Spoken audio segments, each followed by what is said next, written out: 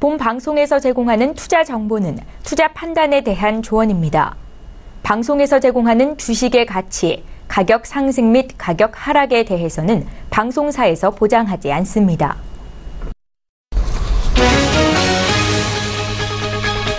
헤드라인 뉴스입니다. 북한이 오늘 오전 평양 순안 일대에서 미사일을 발사했습니다. 합동참모본부는 북한은 오늘 오전 평양시 순안 일대에서 동쪽으로 불상 미사일을 발사했다고 밝혔습니다. 합참은 미사일 관련 세부 사항에 대해서는 한미 당국이 분석 중에 있다고 덧붙였습니다.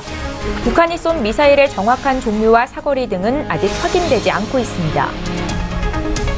미국 뉴욕 증시에서 주요 지수는 미국의 기준금리 인상 기대가 강화된 가운데 혼조세를 나타냈습니다.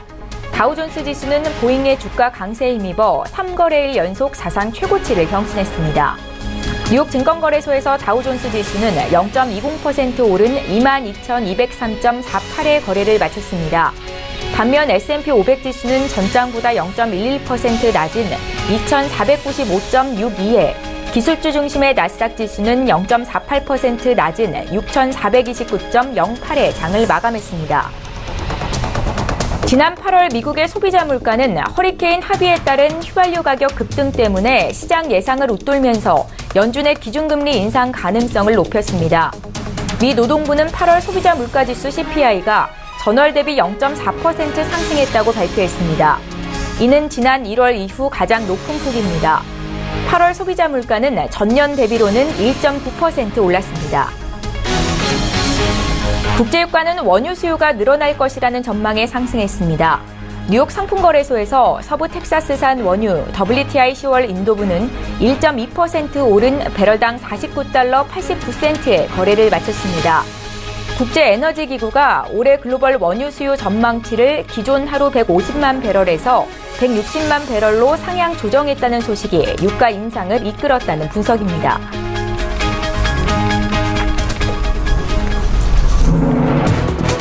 시청자 여러분 안녕하십니까. 출발 증시와이드 시작합니다. 최은정입니다.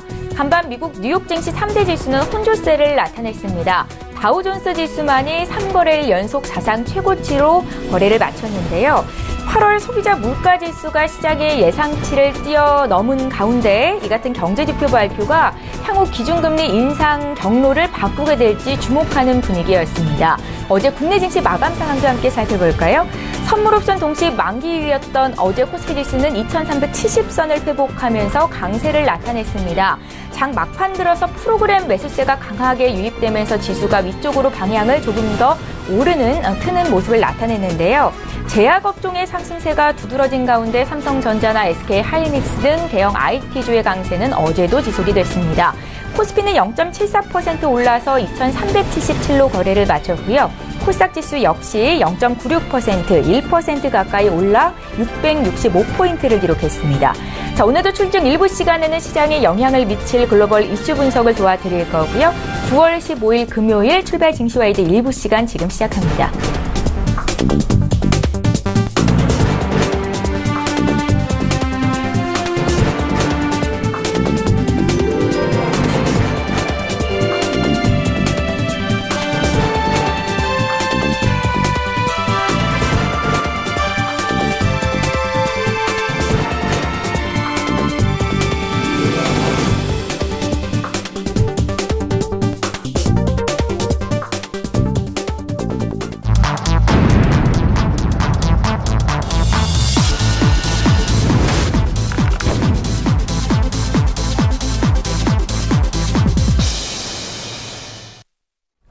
예, 오늘 오전 북한의 미사일 발사 소식이 있었습니다. 한반도 위기설이 다시 수면 위로 올라온 가운데 연이은 미국 증시의 사상 최고치 경신, 미국 증시 상한까지 함께 분석해보겠습니다.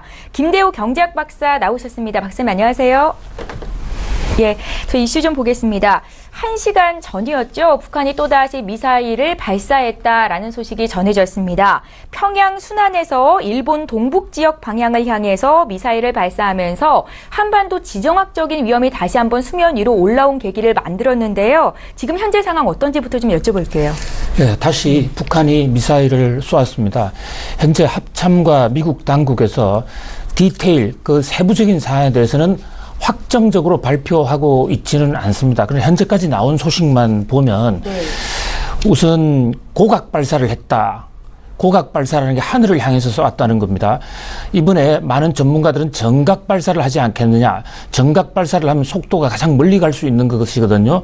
그런데 이 북한은 거리보다는 이 정각 발사를 함으로써 하늘 높이 쏘아서 밑으로 다시 내려올 때 이른바 이 대기권으로 다시 진입할 때의 기술.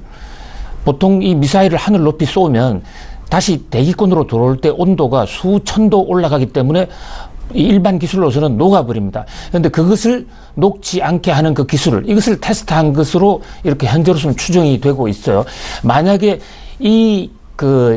대기권 재진입 기술에 성공했다고 그러면 지난주에 6차 핵실험을 통해서 완성했다고 북한이 스스로 얘기하는 수소폭탄을 여기에 장착해서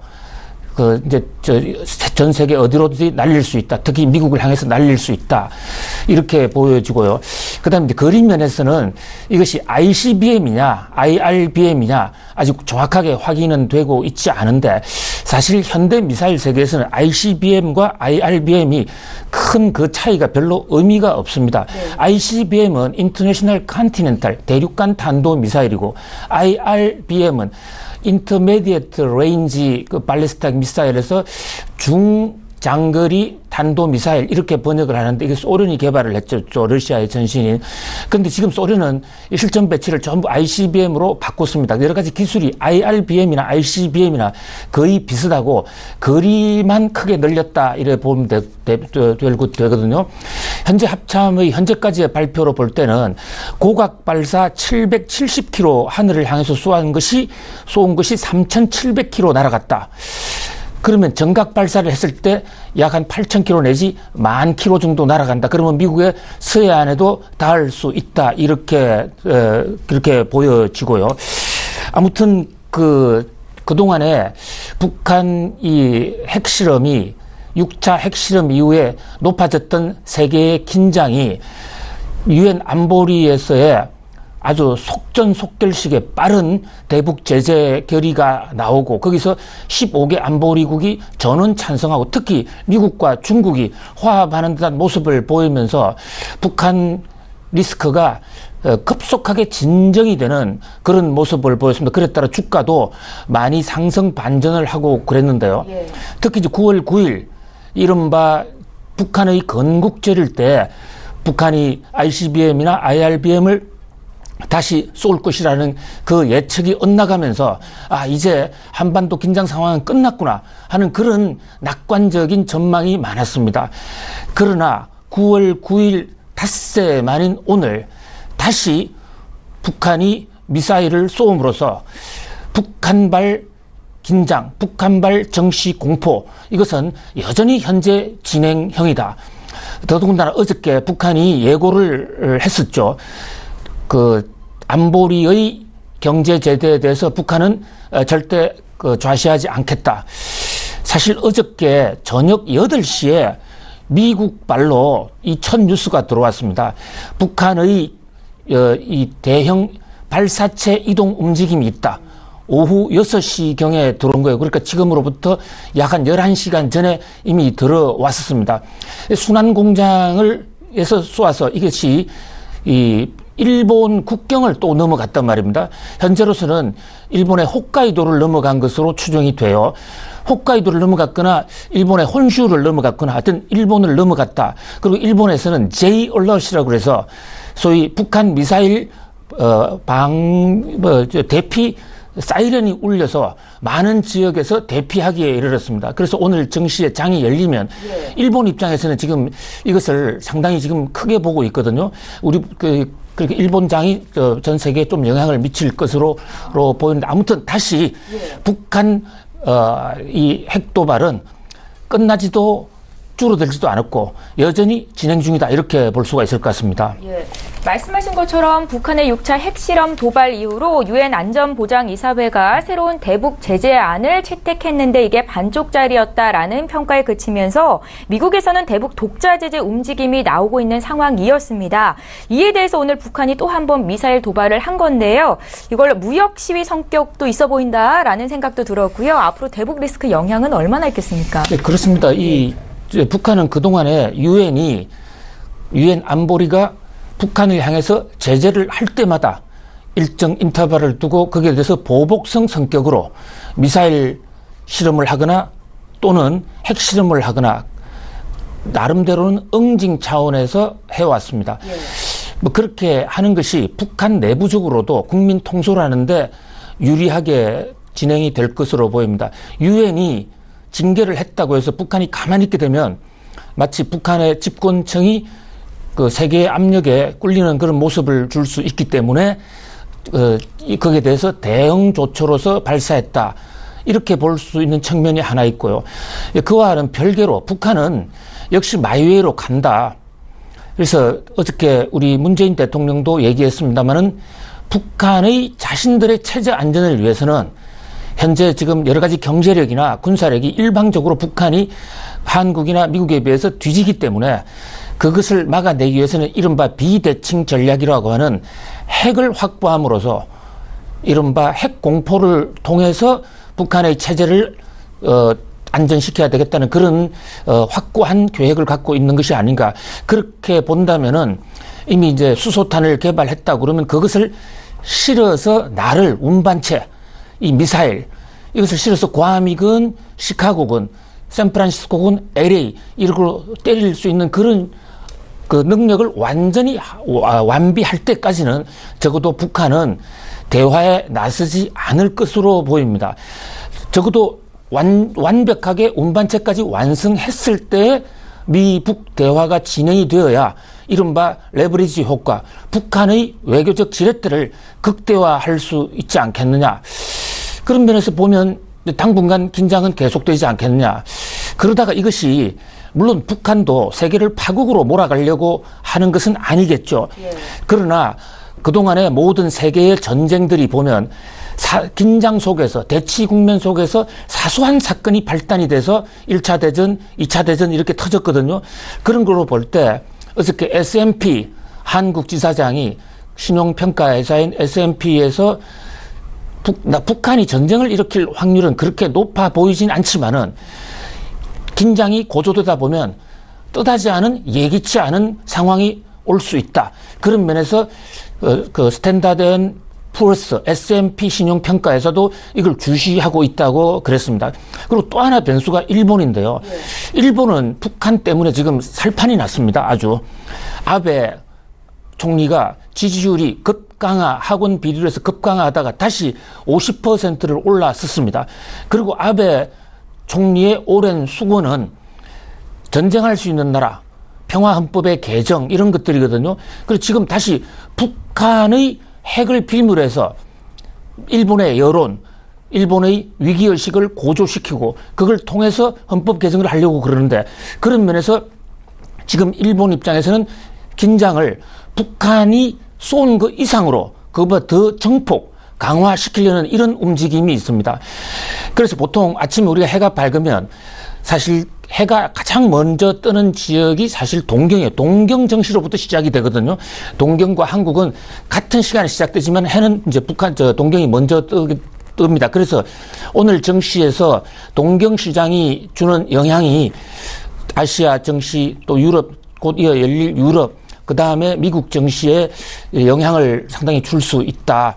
그런 면에서 북한 리스크는 여전히 예의주시해야 되는 최대의 변수다. 이렇게 볼 수 있습니다. 예, 오늘 북한 미사일 발사를 계기로 미국이 북한에 대한 대북 제재를 더 강할 가능성이 있는데요. 중국이 돕지 않는다면 중국 대형은행에 대한 제재도 있을 것이다라고 이야기를 한 상태입니다. 미중 간 무역 갈등으로 번질 가능성도 있을 것 같은데 박사님 의견 어떠십니까? 예, 지금 중국이 유엔 안보리 제재에 동참을 해서 북한으로 가는 원유를 중단하리라고 기대하는 것은 연목구어다. 그러니까 산속에 올라가서 물고기를 찾는 것과 마찬가지다는 중국 고사와 같습니다. 지금 중국은 각종 국제기구에 제출하는 무역 통계표에서 북한에 대한 원유 수출이 이미 제로라고 보고하고 있습니다. 이미 제로인데 더 이상 뭘 줄입니까? 그러니까 적어도 안보리에 제출하는 보고서 상으로는 더 이상 줄일 게 없는 것이에요. 그러면서도 지금 이렇게 안보리 대북 제재 안에 북한에 대한 유류가 나와 있고 또 중국에 대해서 줄여달라고 간곡히 부탁하는 것은 통계에 잡히지 않는, 솔직히 밀무역을 통해서 가고 있는 것이거든요. 그런데 지금 중국 입장에서는 그동안에도 그랬고 조금 신용은 하겠습니다만은 실질적으로 정말로 중국이 북한에 대해서 유엔 안보리 그 결의안대로 확실하게 제재에 나설 것 같지는 않습니다. 실제로 안보리의 미국 헤일리 대사가 이것을 추진했을 때, 대북 제재를 추진했을 때도 중국은 계속 조금씩 줄여왔고, 또 그동안의 대북 제재에서도 중국이 협조하지 않는 바람에 제대로 실효를 걷지 못했습니다.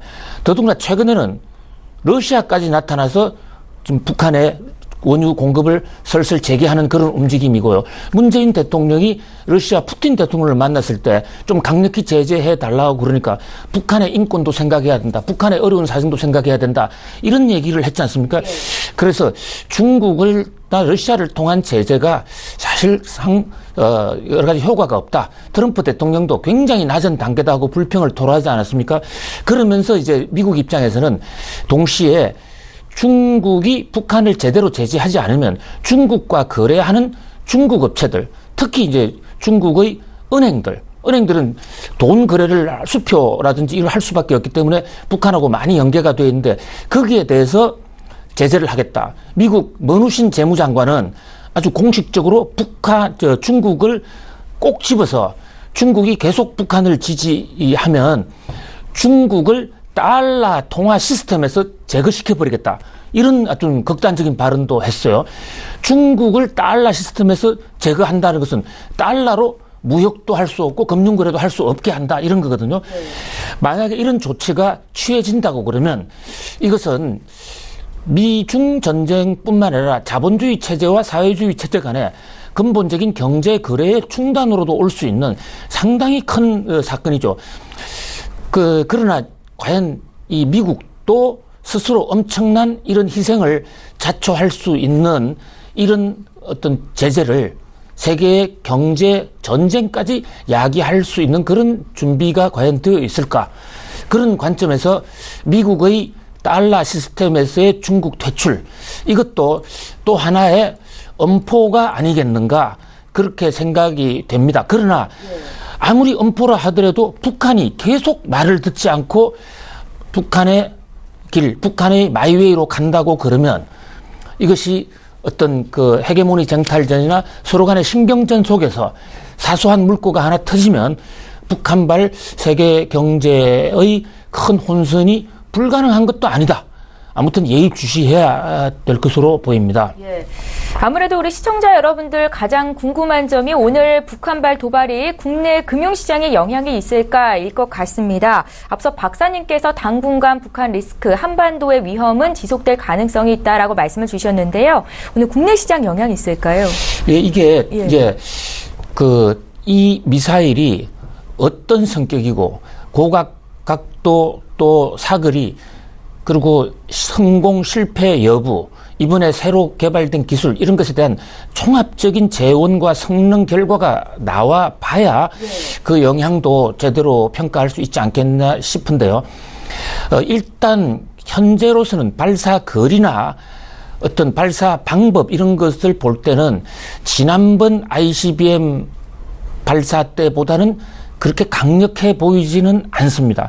그래서 미사일 발사했다는 것 자체는 회복 기미를 보이고 있던 북한 6차 핵실험 이후에 회복 기미를 보이고 있던 우리 정시에 상당히 큰 찬물을 끼얹는 거죠. 그렇긴 하지만은 완전히 시장을 공황으로 몰고 갈 정도는 아닐 수가 있는데 하나 걱정되는 것은 이번에 이 미사일 발사를 통해서 북한이 대기권 재진입 기술에 성공했다. 밖으로 나갔다가 대기권으로 들어올 때 그 엄청난 온도를 견딜 수 있는 그런 소재를 장착해서 성공했다. 그러면 이건 바로 문재인 대통령이 얘기를 한 북한이 레드라인을 넘은 것일 수도 있거든요. 그렇기 때문에 성능 결과를 봐야 된다는 게 첫 번째 변수고요. 두 번째는 북한 핵실험에 대한 미국과 일본의 반응입니다. 현재 지금 미국은 자기들 내부적인 여러 가지 그 사안 때문에 북한 문제를 조금 톤다운 시키고 있어요. 태풍 어마라든지 여러 가지 국내 문제가 지금 골치가 아픈 문제가 많습니다. 그런데 그것이 그 국내 문제를 압도할 만큼의 큰 변수가 돼서 미국이 또 트럼프 대통령이 평소에 잘 쓰시는 트위터 등을 이용해서 분노와 화염이라든지 이런 협박을 또 하고 나온다 그러면 또 한 번 긴장은 고조될 수 있다. 그리고 중국과 러시아가 과연 어디까지 말릴 수 있느냐 이런 거 여러 가지 이런 국제 상황이 동시에 중첩이 되어 있기 때문에 한마디로 말씀 올리기는 참 못합니다만은 그러나 적어도 지난 일주일간 이 유엔 안보리의 북한 제재안 그 과정에서의 미중의 화합 이런 걸 통해서 완화되었던 이 북한 리스크는 다시 본격적으로 터졌다. 계속 와치해야 될 것으로 보입니다. 예, 시장이 북한발 도발을 어떻게 해석하는지의 여부가 중요할 것 같고요. 장 시작된 이후로 수급 상황 체크해 봐야겠다 생각이 듭니다. 자, 이번에는 호황기를 누리고 있는 미국 증시 이야기를 좀 듣겠습니다. 기업 실적에 바탕을 둔 사상 최고치 경신이라기보다는 버블이 좀 많이 껴있는 거다라고 분석하는 기사들도 있는데요. 박사님은 최근에 이렇게 미국 증시 많이 오르는 거 어디에 이유가 있다고 생각하십니까? 예, 우선 첫 번째가 북한이 기여를 한 측면이 있습니다. 그런가요? 예, 북한이 육자 핵실험을 통해서 수소폭탄을 개발했다. 이래서 마치 전 세계를 한꺼번에 멸망시킬 듯한 그런 공포 분위기를 조성했다가 싹 빠져버렸거든요. 그러면서 이제 북한 문제가 해결 가능하다라는 인식을 주게 되면서 그동안 떨어졌던 북한 리스크로 해서 떨어졌던 주가가 최근 한 일주일간 다시 올라간 그런 측면이 있어요. 근데 그것보다는 이제 미국 국내적인 상황이 더 큰데요. 미국 국내적으로 지금 우리 정시에서 이 대목을 별로 지금 와치하지 않는데 지금 제 개인적으로 볼 때는 우리가 와치해야 될 가장 중요한 변수는 앞으로 약 한 달 20일 후에 있을 11월 둘째 주의 미국 선거입니다. 우리는 미국 대선만 생각하지 사실 중간선거 별로 의미를 안 두는데요. 우리나라하고 미국하고 선거 시스템이 달라요. 미국에서 상하 양원 중에서 그중에서 2분의 1을 차지한다는 하원의 경우에 435명의 국회의원 정원인데 이 435명이 전원 교체합니다. 이분들은 국회의원 임기가 2년밖에 안 되거든요. 그러니까 이번 11월 달에 다 바뀐단 말이죠. 의회 권력이 교체될 수가 있어요. 또 상원은 3분의 1을 바꾸지만 3분의 1을 바꾸면 여야 주도권이 바뀔 수가 있어요. 다수당이 바뀔 수가 있단 말이죠. 자, 지금 미국 상황에서 다수당이냐 소수당이냐가 왜 중요하냐면 이것이 미국 트럼프 대통령에 대한 탄핵과 맞물려 있어요. 그동안에 민주당이 왜 탄핵을 트럼프 대통령이 러시아와의 접촉설 미래설 이런 걸 알면서도 강력히 몰아붙이지 못했던 것은 의회가 탄핵을 해줘야 되는데 의회에서 야당인 민주당이 상하 양원 모두 소수당이었거든요. 그런데 이번 11월 선거에서 만약 민주당이 다수당으로 바뀐다고 그러면 탄핵도 가능한 전국으로 간다. 그런 면에서 트럼프 대통령은 그 탄핵을 앞두고 성부수를 던진 겁니다.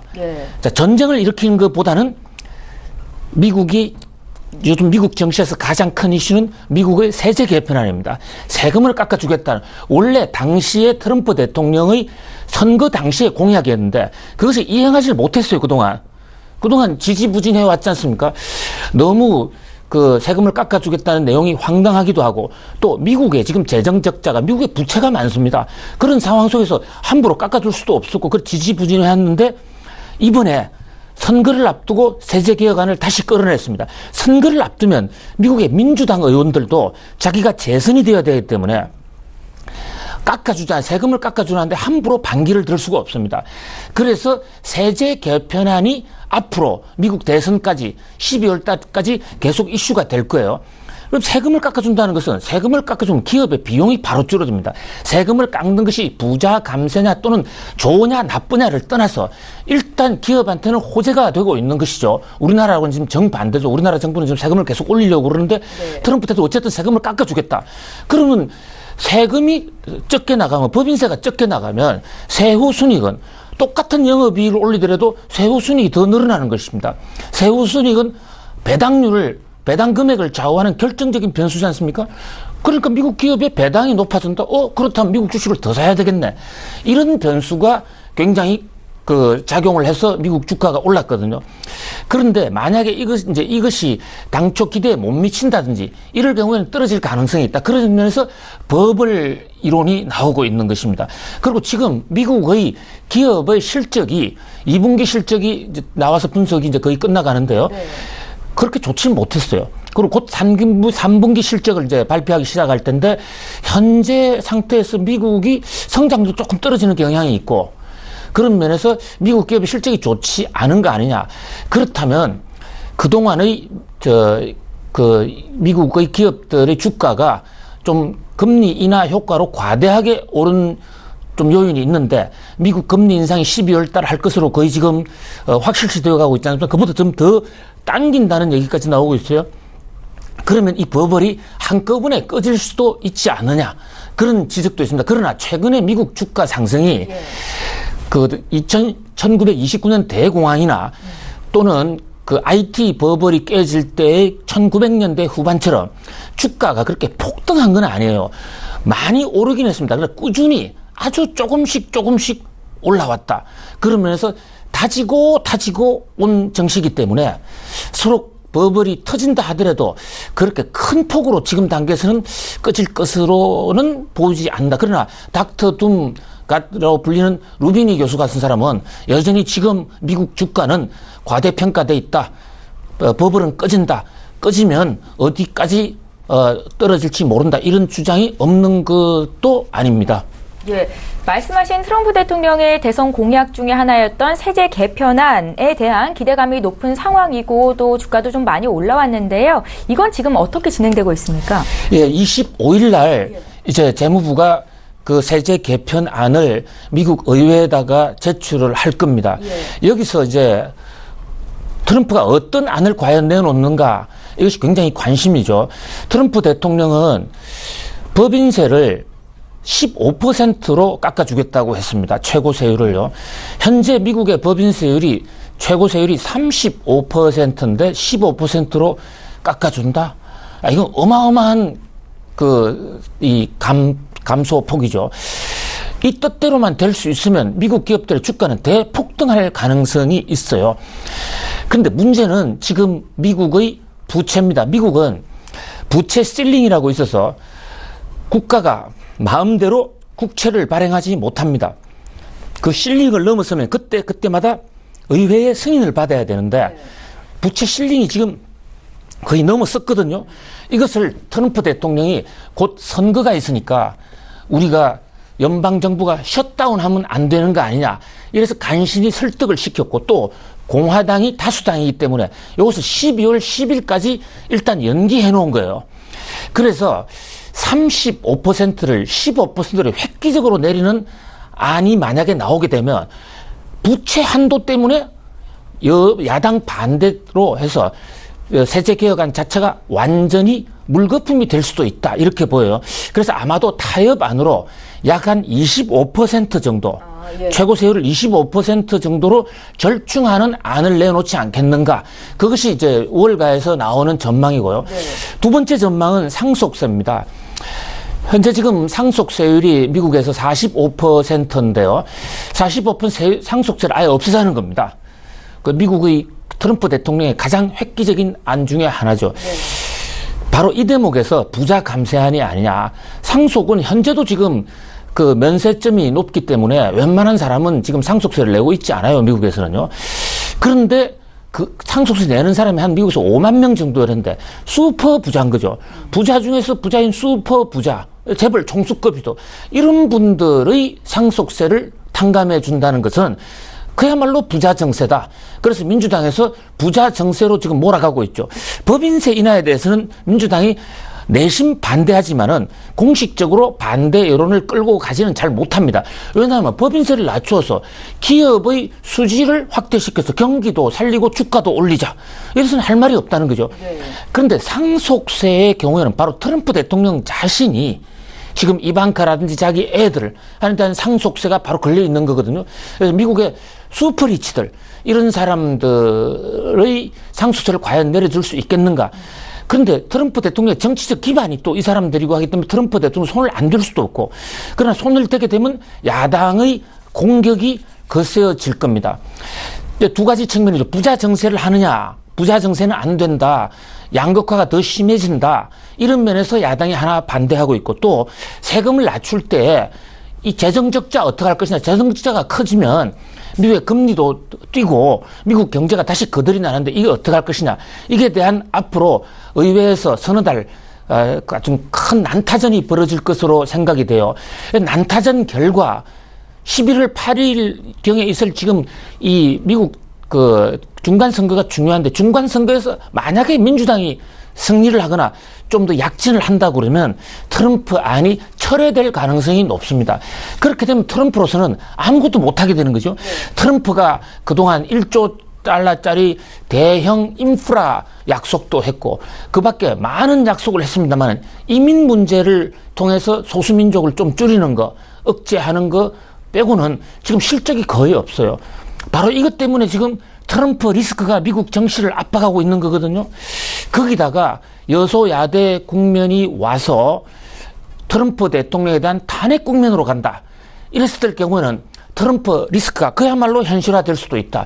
지금 뉴욕 정치가 가장 떨고 있는 것, 가장 우려하고 있는 것은 트럼프가 식물 대통령이 되는 것 아닌가, 지금 그쪽에 맞춰져 있기 때문에 세제 개편안은 트럼프가 인간에서 식물로 전락해버리냐, 아니면 다시 인간으로 살 수 있느냐를, 그것을 좌지우지할 수 있는, 시장에 안심을 시켜줄 수 있느냐, 아니면 시장을 실망시키느냐 하는 거기에 이 당락이 바로 저 세제 개편의 실제 결과, 아니 문제가 아니라 실제 어떻게 개혁을 해낼 수 있느냐, 그 실전적 결과에 달려있다, 이렇게 봅니다. 네, 그러니까 트럼프 대통령은 타협을 해서라도 세제 개편안을 통과시킬 가능성이 있어 보이는군요.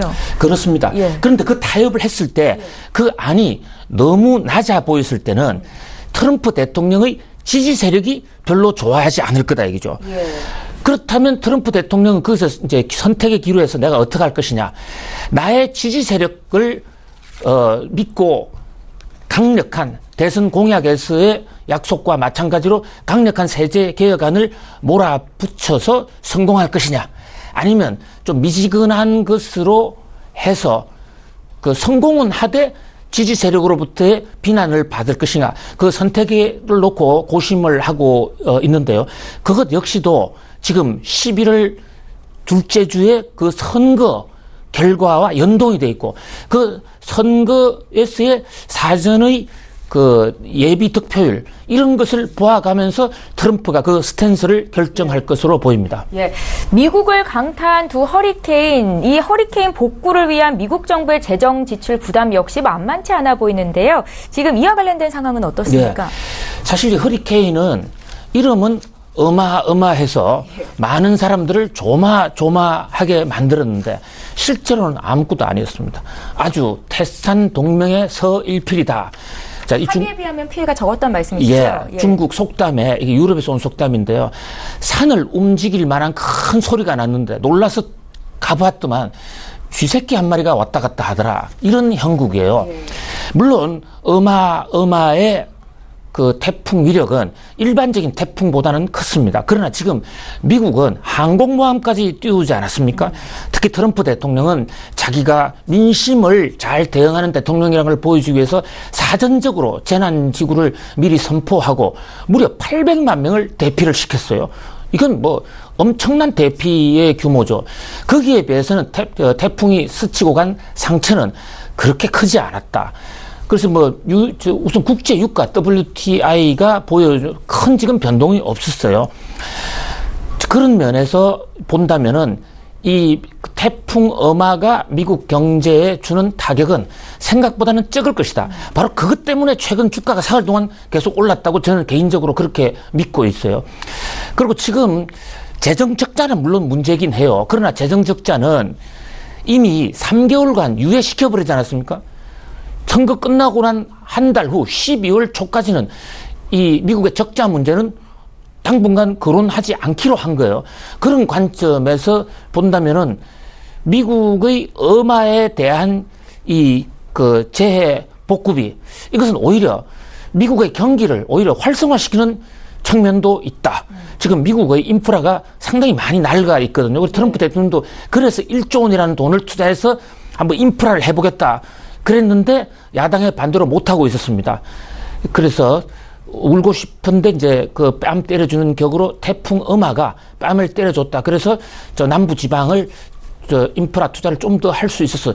태풍 어마로 인한 피해는 크게 정시에 큰 악재는 안 될 수 있다. 이렇게 봅니다. 지금 또 말씀하신 것처럼 정말 지난주에 미국 의회가 연방정부의 부채 한도 마감을 12월까지 연장한다는 결정을 내렸습니다. 이로써 미국 정부 부채액은 20조 달러를 넘어선 상황인데요. 이게 미국 시장의 단기 상승 호재가 되기는 했었는데 중장기적으로 보면 당연히 악재가 될 것도 같고요. 여기에 대한 영향에 대해서 마지막으로 한 말씀 여쭤볼게요. 지금 이제 부채가 이 미국 경제를 갉아먹는 옥죄는 가장 큰 변수죠. 미국뿐만 아닙니다. 일본도 그렇습니다. 지금 GDP에 비해서 80%, 90% 부채가 올라가고 있는데, 그런데 또 이 부채 문제가 어제 오늘의 문제는 아니에요.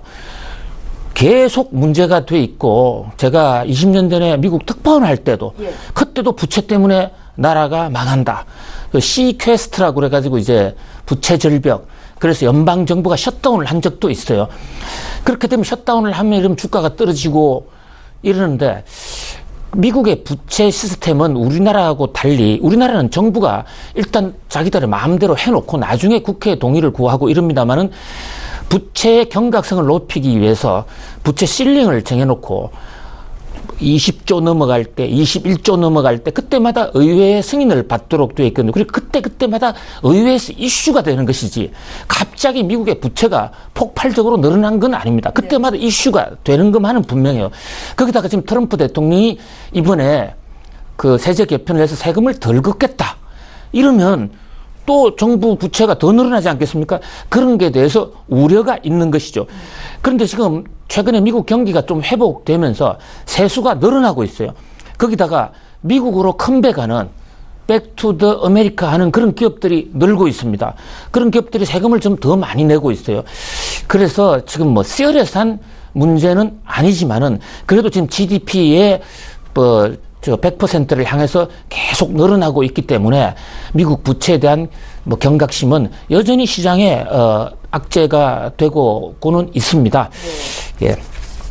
잘 알겠습니다. 자, 오늘 아침에 있었던 북한발 도발, 이게 시장에 어떤 영향이 있을지 먼저 여쭤봤고요. 또 최근 미증시 상승에 대한 이유와 함께 향후 향방까지 함께 짚어봤습니다. 김대우 경제학 박사와 함께했습니다. 고맙습니다. 출발 증시와이드 1부 시간 여기서 마칩니다. 잠시 뒤 2부 시간에는 시청자 여러분들이 고민하고 계시는 종목 상담을 도와드리는 시간이 있습니다. 샵 0082번으로 지금 문자 참여하시면 되겠고요. 건당 100원의 정보 이용료가 부과됩니다. 저희는 잠시 뒤 2부 시간으로 다시 오겠습니다. 고맙습니다.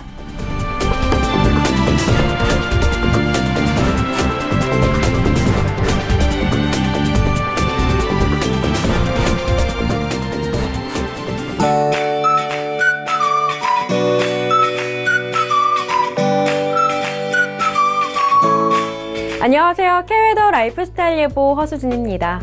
오늘도 내륙에서는 쾌청한 가을 날씨를 만끽하기 좋겠습니다. 다만 큰 일교차에는 대비해 주셔야겠고요. 또 제주도는 태풍의 간접 영향권에 들면서 오늘 저녁부터 비가 내릴 텐데요. 주말 사이 200mm 이상의 강한 비바람이 예상되니까요. 피해 없도록 대비를 잘 해주셔야겠습니다. 한편 18호 태풍 탈림은 현재 매우 강한 중형급 세력을 유지한 채 오키나와 해상에서 북동진하고 있는데요. 내일 새벽에는 서귀포 남쪽 해상에 위치할 것으로 보입니다. 이 태풍의 간접 영향으로 토요일에는 제주도와 남해안에, 일요일에는 동해안을 중심으로 많은 비가 내릴 것으로 예상됩니다. 태풍의 이동 경로가 유동적인 만큼 앞으로 발표되는 최신 기상 정보를 계속해서 확인해 주시기 바랍니다. 이어서 자세한 지역별 날씨는 나절 예보로 알아보겠습니다. 중부지방 점차 구름이 많아지겠고요. 아침과 낮과 밤에 일교차가 크게 벌어지겠습니다. 동해안 지방 역시 점차 구름이 많아지겠고 종일 선선한 날씨가 예상됩니다.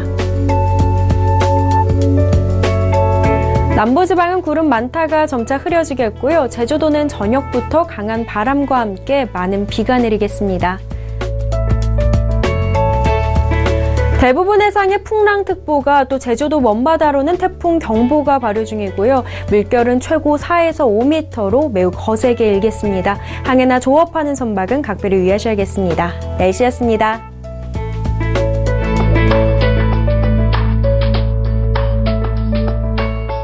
본 방송에서 제공하는 투자 정보는 투자 판단에 대한 조언입니다. 방송에서 제공하는 주식의 가치, 가격 상승 및 가격 하락에 대해서는 방송사에서 보장하지 않습니다.